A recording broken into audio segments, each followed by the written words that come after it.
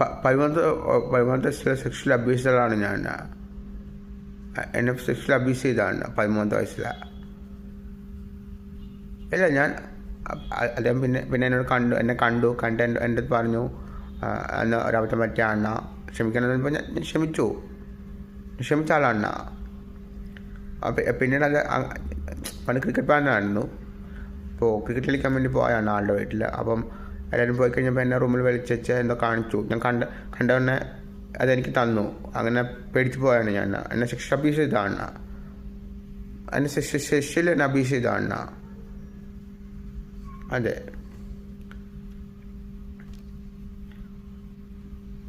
എല്ലാം ഫേക്ക് ന്യൂസാണ്.